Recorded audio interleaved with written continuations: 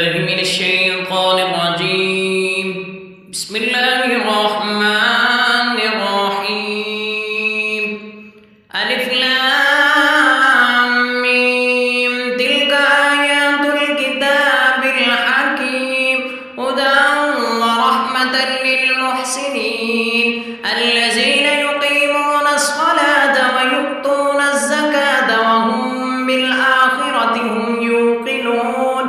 أولئك على هدى من ربهم وأولئك هم المفلحون. ومن الناس من يشتري لهو الحديث ليضل عن سبيل الله بغير علم ويتخذها هزوا. أولئك لهم عذاب مهين. وإذا تتلى عليه آياتنا ولى مستكبرا كأن لم يسمعها كأن في أذنيه وقرا فبشره بعذاب أليم. إن الذين آمنوا وعملوا الصالحات لهم جنات النعيم خالدين فيها وعد الله حقا وهو العزيز الحكيم. خلق السماوات بغير عمد ترونها وألقى في الأرض رواسي أن تميد بكم وبث فيها من كل دابة وأنزلنا من السماء ماء فأنبتنا فيها من كل زوج كريم. هذا خلق الله فأروني ماذا خلق الذين من دونه بل الظالمون في ضلال مبين.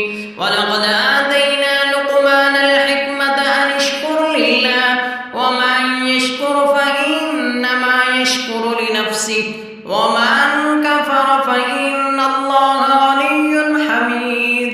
وإذ قال لقمان لابنه وهو يعظه يا بني لا تشرك بالله إن الشرك لظلم عظيم.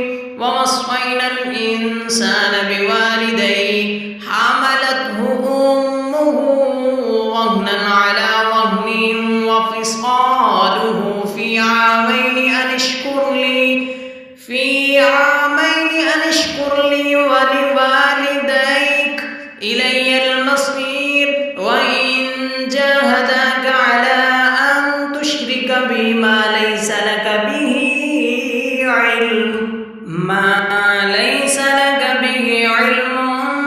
فلا تطيعهما وصاحبهما في الدنيا معروفا واتبع سبيل من أناب إلي ثم إلي مرجعكم فأنبئكم بما كنتم تعملون. يا بني إنها إن تك مثقال حبة من خردل فتكن في صخرة أو في السماوات أو في الأرض يأت بها الله إن الله لطيف خبير. يا بني أقم الصلاة وأمر بالمعروف وانهى عن المنكر واصبر على ما أصابك إن ذلك من عزم الأمور. ولا تصاعر خدك للناس ولا تمشي في الأرض مرحا إن الله لا يحب كل مختال فخور.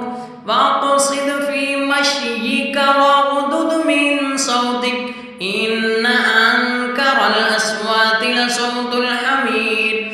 ألم تروا أن الله سخر لكم ما في السماوات وما في الأرض وأسبغ عليكم نعمه ظاهرة وباطنة. ألم تروا أن الله سخر لكم ما في السماوات وما في الأرض أسبغ عليكم نعمه ظاهرة وباطنة ومن الناس من يجادل في الله بغير علم ولا هدى ولا كتاب منير وإذا قيل لهم اتبعوا ما أنزل الله قالوا بل نتبع ما وجدنا عليه آباءنا أولو كان الشيطان يدعوهم إلى عذاب السعير ومن يسلم وجهه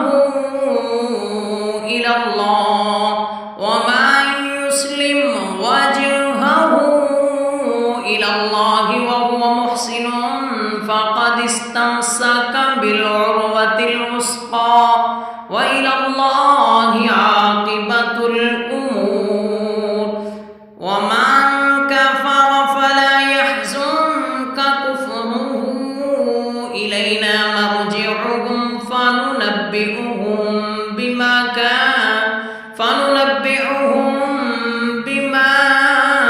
عملوا إن الله عليم بذات الصدور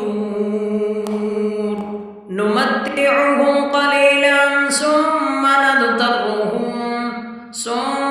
نضطرهم إلى عذاب غليظ ولئن سألتهم من خلق السماوات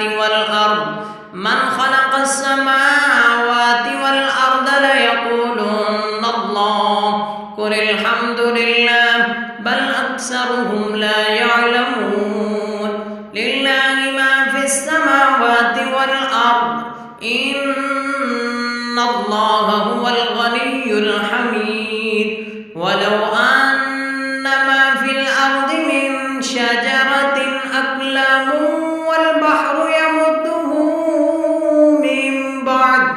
من بعده 7 أبحر ما نفدت كلمات الله إن الله عزيز حكيم ما خلقكم ولا بعثكم إلا كنفس واحدة إن الله سميع بصير ألم تر أن